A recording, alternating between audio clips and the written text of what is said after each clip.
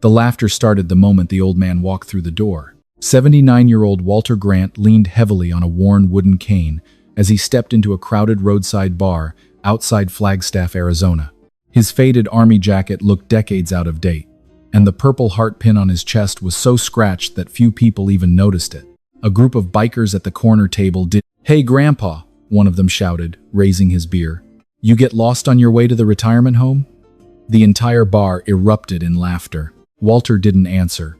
He simply ordered a black coffee, paid with exact change, and quietly sat alone near the window. The bartender felt sorry for him, but before he could intervene, the biggest biker in the room stood up. He was well over 6 feet tall, covered in tattoos, with shoulders so broad, people moved aside whenever he walked. Everyone knew him as Rex. He slowly approached Walter's table, picked up the old man's army cap, and tossed it across the room. More laughter followed. Walter sighed softly, pushed himself to his feet with the cane, and walked over to retrieve the cap. "Sit down before you break a hip," Rex sneered, shoving him backward with one hand. The old veteran nearly fell, but somehow kept his balance. He calmly brushed the dust from his cap, placed it back on his head, and looked the giant biker directly in the eyes. "Son," he said quietly, "I've spent my whole life avoiding fights. But if you touch me again, you're going to learn why the army spent 26 years teaching me how to end them." The laughter became even louder. Nobody in the bar believed the frail old man standing before the towering biker had any chance of defending himself. Nobody knew that Walter Grant had once been one of the Army's most respected hand-to-hand combat instructors, a man who had trained generations of Special Forces soldiers before quietly disappearing into retirement. Within the next 10 minutes, the entire bar would witness a confrontation no one would ever forget. Uncover the heartbreaking reason Walter carried that old cane everywhere he went, and discover that the strongest man in the room had chosen exactly the wrong veteran to humiliate. Walter Grant had never liked bars. The loud music, drunken arguments, and smell of stale beer reminded him too much of the nights he spent breaking up fights between young soldiers outside military bases decades earlier. But every Friday evening, he still stopped at Copper Ridge Bar, just outside Flagstaff, Arizona. Not because he wanted a drink. He never ordered alcohol anymore. He came for one simple reason. The bartender always saved a corner table beside the window, where Walter could watch the sunset over the red desert hills while drinking a cup of black coffee. Since losing his wife, Mary, 4 years earlier, it had quietly become part of his routine. At 79 years old, Walter moved slowly, with the help of an old hickory cane. Arthritis stiffened both knees, and an injury from a parachute accident during his Army career left his left hip permanently damaged. Most people who saw him assumed he was simply another lonely old veteran trying to pass the evening. Walter preferred it that way. Very few people knew that before retiring, he had spent 26 years in the Army, much of that time as one of the service's most respected close-quarters combat instructors. Thousands of soldiers had learned to defend themselves under his calm, demanding guidance. He had never spoken about those years unless someone asked directly, and almost nobody ever did. That Friday evening, the bar was unusually crowded. A motorcycle rally had brought dozens of bikers through northern Arizona, and nearly every table was full. As Walter entered, conversations briefly stopped before laughter spread across the room. "Look what rolled in," someone shouted. "Grandpa's looking for bingo night." Walter simply smiled politely and continued walking. Mike Sullivan, the bartender, immediately waved him over. "Your usual, Walt? Black coffee? Already pouring." Walter thanked him and settled into his favorite chair near the window. He removed his old army cap, folded it carefully beside his coffee, and quietly watched the orange sunlight disappear behind the mountains. For several peaceful minutes, nobody bothered him. Then a heavy boot scraped across the wooden floor. Mike sighed under his breath. "Not tonight." Rex Donovan approached carrying a bottle of beer. At 38 years old, Rex was nearly twice Walter's size. His leather vest displayed patches from a well-known motorcycle club, and his arms were covered with tattoos earned over years of living a hard life. People usually stepped aside when Rex walked through a room. He enjoyed that. Rex stopped beside Walter's table. "You military?" Walter looked up calmly. "I was." Rex glanced toward the faded Purple Heart pinned to Walter's jacket. "Guess they gave medals away pretty easily back then." A few people laughed. Walter lifted his coffee cup without answering. Rex smiled. "Didn't hear me?" Walter slowly placed the cup back on the table. I heard you. Then answer. I don't argue with strangers. The laughter grew louder. Rex's smile disappeared. In one quick motion, he grabbed Walter's army cap from the table and tossed it across the bar. It landed upside down beside the jukebox. The room erupted with cheers. Mike immediately stepped forward. Rex, enough. Rex ignored him. Walter quietly stood, leaning on his cane, and slowly walked across the room. He picked up the dusty cap, brushed it carefully with one hand, then placed it back on his head. As he turned to leave, Rex shoved him hard between the shoulders. Walter stumbled forward. Several customers gasped, as the old veteran barely caught himself before falling. The cane struck the floor with a sharp crack. Silence spread through the room. Walter remained motionless for several seconds before straightening his back. He slowly turned around and looked directly at Rex. There was no anger in his face, only disappointment. Son, he said quietly, I've buried friends younger than you. Rex folded his arms. Good for you. Walter nodded once. I don't want trouble. Looks like trouble wants you. Walter sighed softly. Then let me give you one chance to walk away. The bikers burst into laughter again. One of them shouted, You gonna hit him with the cane? Walter gently rested both hands on the polished wood. This cane isn't for fighting. Rex stepped closer until they stood only inches apart. Then what's it for? Walter looked down briefly before answering, It reminds me why I promised never to fight again. Rex smirked. Promises are meant to be broken. Without another word, he reached out and slapped the cane out of Walter's hand. It crashed onto the wooden floor and slid across the room. Walter stared silently at the fallen cane. For the first time since entering the bar, the calm expression disappeared from his face. He slowly lifted his eyes toward Rex. You should have left the cane alone. The entire bar fell silent as Walter Grant looked at the cane lying across the wooden floor. For several long seconds, he didn't move. Mike Sullivan stepped out from behind the counter, ready to intervene if the situation became worse. Rex Donovan, Gardier. Veteran to shout, threaten him, or simply walk away in humiliation. Walter did none of those things. He slowly bent down, picked up the cane with surprising care, and gently brushed away the dust as though handling something far more valuable than polished wood. Then he rested both hands on it again. This isn't just a walking stick, he said quietly. Nobody answered. Walter looked toward the bartender. Mike, would you mind bringing me another cup of coffee? Mike blinked in confusion. Sure. As the bartender turned away, Walter looked back at Rex. You've been asking about my medals. Rex shrugged. Not really. Walter smiled faintly. Then let me tell you about the cane instead. Several customers exchanged puzzled looks. Even the bikers grew quieter. Walter ran one hand slowly along the smooth wood. 32 years ago, my wife Mary gave me this cane after I learned I'd never walk normally again. He paused. The doctors said my hip would eventually fail because of injuries from military service. Rex rolled his eyes. Touching story. Walter continued as though he hadn't spoken. Mary carved one small mark into this cane every year on our wedding anniversary.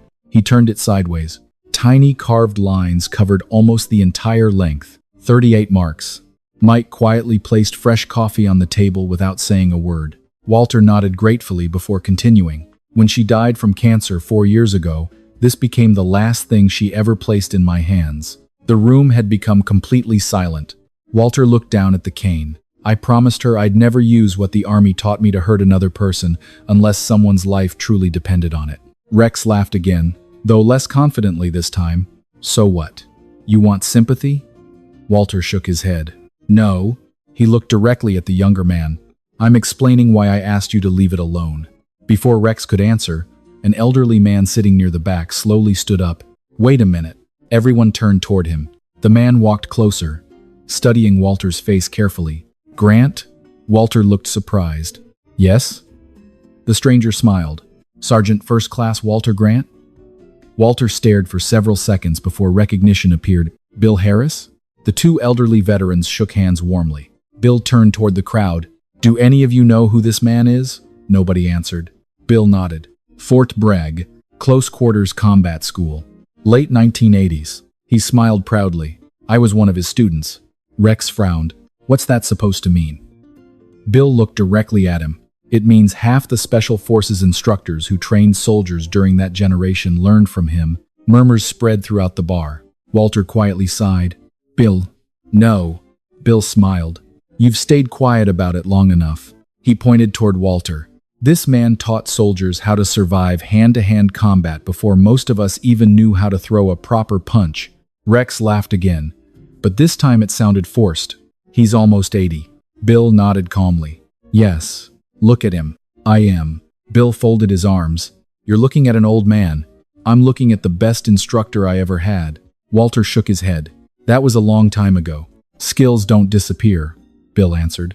The room grew noticeably tense. Several bikers glanced uneasily toward Rex. Mike quietly moved glass bottles away from the edge of the counter. Preparing for the worst, Walter finished his coffee, stood slowly, and placed several dollars beside the cup. I'm leaving. Rex stepped directly into his path. Not yet. Walter looked at him patiently. Move. Make me. Walter closed his eyes briefly, almost as if remembering a promise. Then he opened them again. Son, I have spent 4 years keeping one promise to my wife. He gently leaned the cane against the table. Please don't force me to break it. Rex smiled and shoved Walter hard in the chest. The old veteran didn't fall. He didn't even step backward. Instead, he calmly removed his army jacket, folded it with careful precision, and laid it across the chair beside the cane. Then, for the first time that evening, Walter raised both empty hands into a relaxed fighting stance. Bill Harris quietly whispered the words. Every soldier in the room instantly understood. God help him. No one in the bar moved.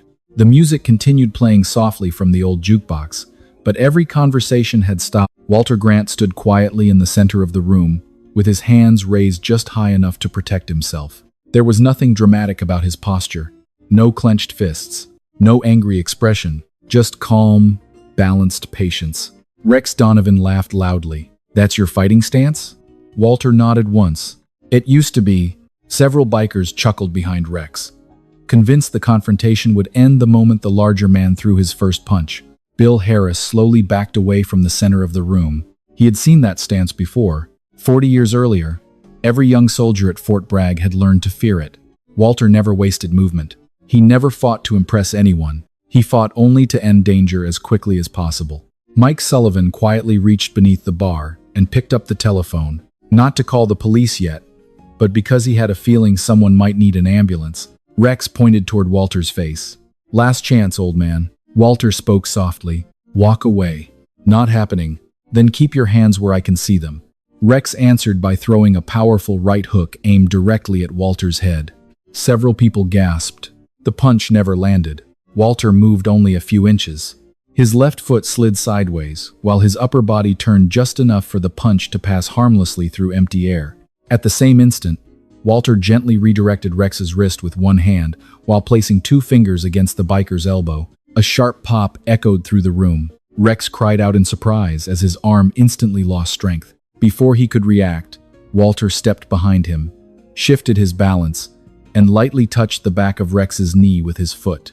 The giant biker collapsed onto one knee, without understanding how he had fallen. Walter immediately stepped backward instead of forward. Stay down, he said calmly. Pride answered before common sense could. Growling in anger, Rex lunged from the floor, wrapping both arms around Walter in an attempt to overpower him with sheer size. Bill Harris quietly shook his head. Wrong decision. Walter allowed the momentum to come toward him. Then he pivoted. One hand controlled Rex's shoulder while the other guided his wrist. The movement lasted less than a second.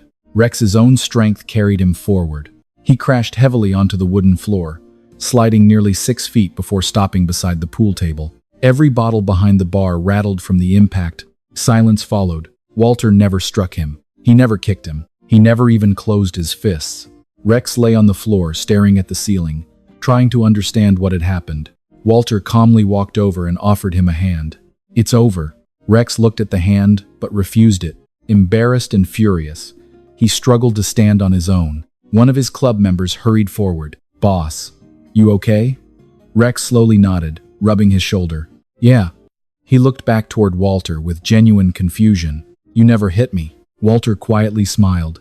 That wasn't the goal. Then what was? To stop the fight. The room remained completely silent. Finally, one younger biker asked the question everyone else was thinking. How did you do that?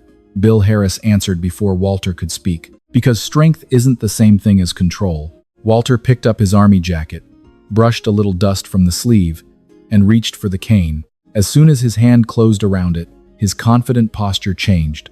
The slight limp returned, his shoulders lowered. He once again looked like the frail old veteran everyone had laughed at only minutes earlier. Mike stared in disbelief. You? You really need the cane. Walter nodded. Very much. Then how? Walter smiled gently. Pain doesn't stop for a few seconds just because you ignore it. He looked toward Rex.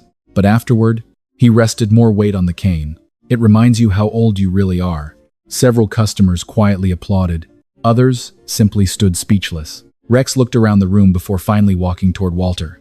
For a long moment, neither man spoke. Then Rex bent down, picked up Walter's army cap from the chair where it had been resting, brushed away an invisible speck of dust, and handed it back with both hands. "I'm sorry," he said quietly.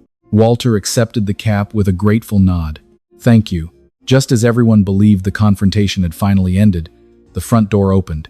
Two sheriff's deputies stepped inside after receiving reports of a fight.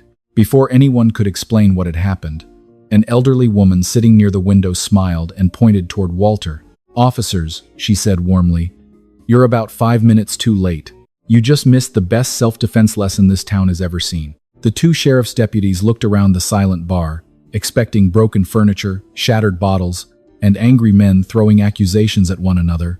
Instead, they found Walter Grant calmly sipping the last of his coffee, while Rex Donovan sat across from him with an ice pack wrapped around his shoulder. Mike Sullivan smiled awkwardly. "Honestly, deputies, it's already over." Deputy Sarah Mitchell looked from the elderly veteran to the towering biker. "Somebody called in a fight?" Bill Harris chuckled softly.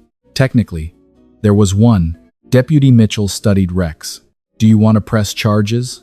Rex answered immediately. "No, Mom." "Against Mr. Grant?" Rex shook his head. "No." She turned toward Walter. "What about you?" Walter smiled gently. "I'm too old to spend my evenings in court." A few people laughed quietly, easing the tension that had filled the room only moments before. After taking brief statements from several witnesses, the deputies confirmed that Walter had acted entirely in self-defense. Before leaving, Deputy Mitchell paused beside Walter's table. "Sir?" Walter looked up. "Yes?" "My father trained at Fort Bragg." Walter smiled politely. "A lot of good soldiers did?" She hesitated before asking, "Were you Sergeant First Class Walter Grant?" Walter seemed almost embarrassed. "A long time ago." The deputy smiled. "Dad always said one instructor changed the way he thought about fighting forever." Walter tilted his head slightly. "Really?" He said the first lesson wasn't how to throw a punch. Walter nodded softly. "No, he said it was how to avoid one." Walter smiled for the first time that evening. Your father remembered correctly. After the deputies left, most of the bikers quietly returned to their tables. No one laughed anymore. No one made another joke about Walter's age. Rex remained seated across from the old veteran, staring down at the untouched glass of beer in front of him. Finally, he spoke. "Why didn't you hurt me?"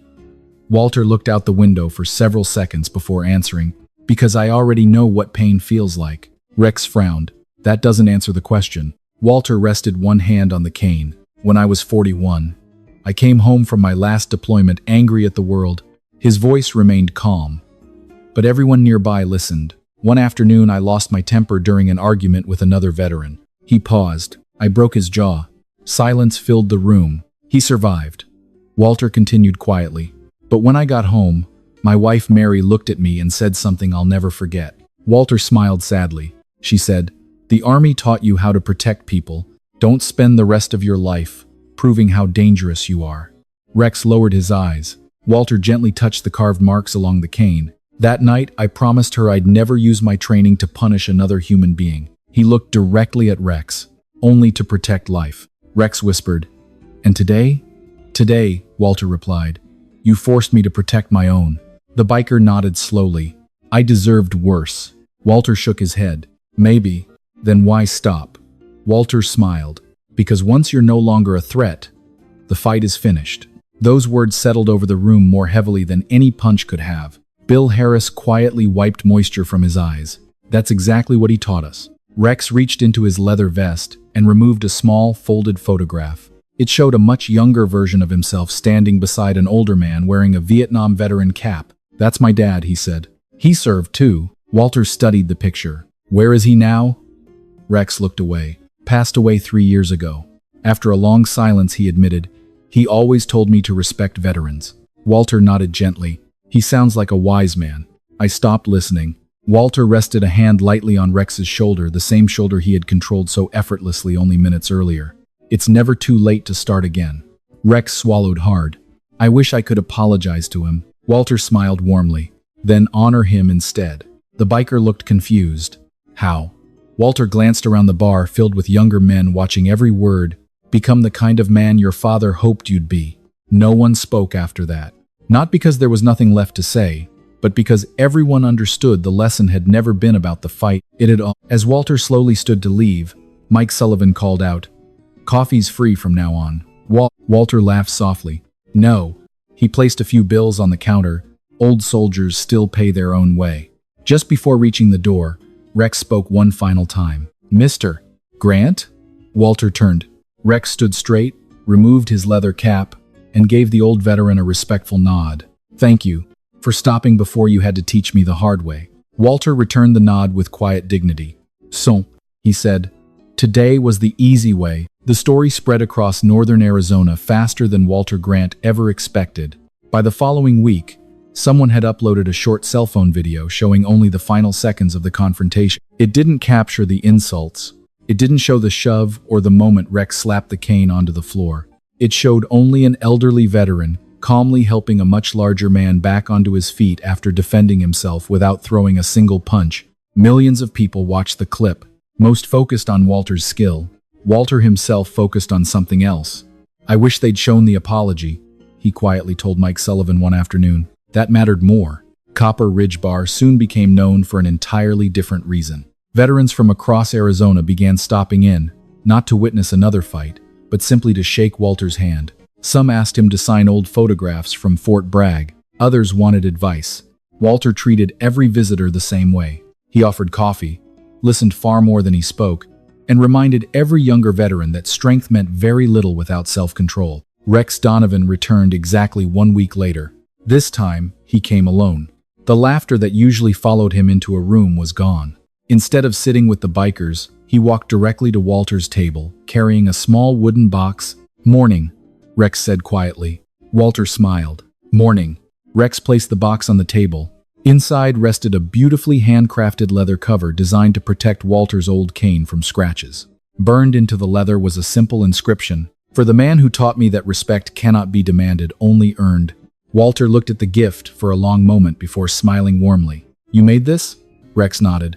"My dad taught me leatherworking when I was a kid." Walter carefully slipped the cover over the cane. "He'd be proud." Rex lowered his eyes. "I hope so." Over the next several months, something unexpected happened. Rex gradually stopped spending his weekends in bars. Instead, he began volunteering with a local veterans outreach program that repaired homes for elderly former service members who could no longer maintain them alone. The first house he helped rebuild belonged to an 86-year-old Korean War veteran. The second belonged to a widow whose late husband had served in Vietnam. By the end of the year, dozens of bikers from Rex's motorcycle club had joined the effort. They called themselves the Honor Ride Project. Walter visited occasionally, leaning on his familiar cane while offering coffee and stories to the volunteers. "You know," Bill Harris laughed one afternoon, "you changed an entire motorcycle club with a 3-second fight." Walter shook his head. "No." Bill looked puzzled. Walter smiled gently. "It wasn't the fight that changed him." "Then what was?" Walter glanced toward Rex helping install a wheelchair ramp outside an elderly veteran's home. Someone finally gave him a chance to become the man he wanted to be. Months later, on Memorial Day, the town gathered at the local Veterans Memorial. Walter had been invited to speak, though he initially refused. Public attention had never interested him. Eventually, Mike convinced him with one sentence. "Some young soldier out there probably needs to hear what Mary taught you." Walter stepped to the microphone wearing the same faded army jacket and carrying the same cane that had started everything. He looked across the crowd filled with veterans, families, first responders, school children, and dozens of bikers standing quietly together. "People often ask me how I won that fight," Walter began. "The truth is, I spent my whole life trying not to fight at all." The crowd listened in complete silence. "The army taught me how to defend people." He rested both hands on the cane. "My wife taught me why." He paused before speaking the final words. Never measure a person's strength by how quickly they can hurt someone. Measure it by how many opportunities they have to do harm, and choose mercy instead. When Walter finished, no one applauded immediately. The silence itself became the highest form of respect. Then, slowly, every person in the crowd stood to their feet. Veterans saluted. Children clapped. Families wiped away tears. Even the bikers who had once laughed at him removed their hats in quiet gratitude. As the ceremony ended, Rex walked over and gently helped Walter down the memorial steps. "Need a hand?" he asked. Walter smiled. "Sometimes." Rex laughed softly. "Funny." "What?" "The strongest man I know is the one who isn't afraid to accept help." Walter nodded thoughtfully. "Now you're learning." Together they walked toward the parking lot beneath the warm Arizona sun. One old soldier carrying the wisdom of a lifetime, and one former bully carrying it forward into the future. Neither of them ever forgot that evening at Copper Ridge Bar. Not because of the fight that lasted 3 seconds, but because of the lesson that lasted the rest of their lives. Strength is one of the most misunderstood qualities in the world. Many people believe strength is measured by size, youth, loud voices, or the ability to intimidate others, but real strength is much quieter than that. Real strength is the ability to remain calm when someone insults you. It is the discipline to walk away when your pride demands revenge, and when there is no other choice, it is knowing exactly how much force is necessary and refusing to use a single ounce more. Walter Grant spent 26 years teaching soldiers how to survive violence, yet the greatest lesson he ever taught was not inside a military training hall. It happened inside a small roadside bar over a cup of black coffee. He showed an entire room that the strongest person is rarely the one throwing punches. It is often the one who spends a lifetime trying never to throw them at all. Mary Grant also left behind a lesson that reached far beyond her own life. One simple promise changed the future of countless people she would never meet. Because Walter honored the words of the woman he loved, one angry biker was not humiliated. He was given the opportunity to become a better man. Mercy has a remarkable way of transforming lives that punishment alone never can. Rex Donovan walked into that bar believing respect could be demanded through fear. He walked out understanding that respect can only be earned through character. One moment of humility accomplished what years of intimidation never could. Sometimes the people who seem hardest to reach are simply waiting for someone strong enough to show them another path. Every veteran carries invisible battles that few people ever see. Some carry damaged knees. Some carry scars hidden beneath clothing. Others carry memories that never completely fade.